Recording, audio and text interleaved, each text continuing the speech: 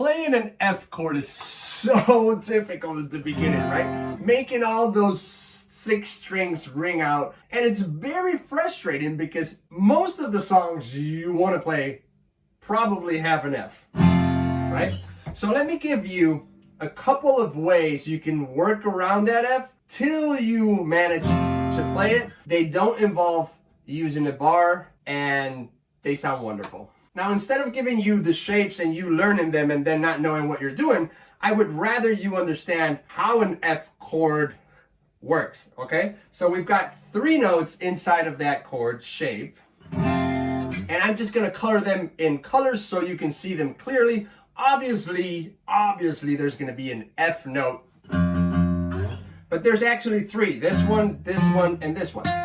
So we've got 3 F notes, 3 red notes. That names the chord. And then we've got 2 green notes, which are this one and this one. Same note. And then we've got a blue note, this one over here.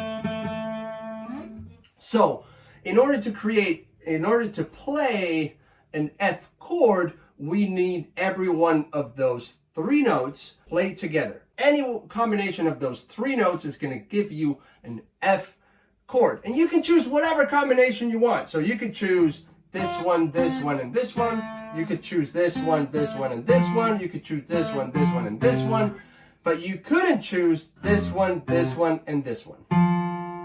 Why? Because it doesn't include the blue note. So it will technically not be an F chord. It's a power chord, a 5th chord, what they say. It doesn't sound major or minor. It just sounds powerful, power chord, okay?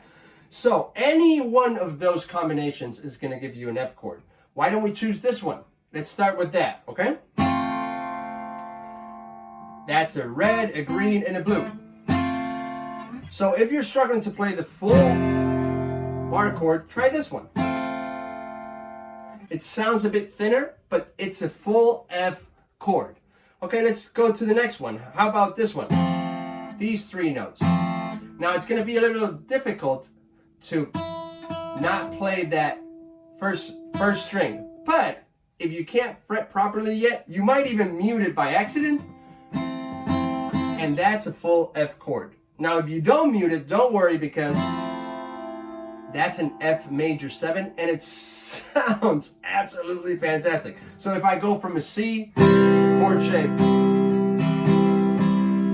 an F major 7, oh, it just sounds fantastic. It doesn't work with every song, but when it does, it really works. So that's a 4-note chord. So we've got the red, the blue, the green, and then let's just call that a yellow. Okay, you could also try to mini bar that, turning that yellow into a red again, and that's a true F chord. All right, so we discovered the first one was the power chord, which sounds very powerful.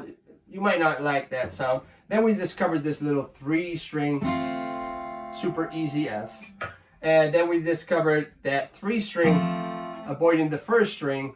And then we mini barred that, giving you a full F chord, 4 strings. And then if you don't want to bar it and just plain open, we've got the F major 7, which is beautiful. But what else can we do?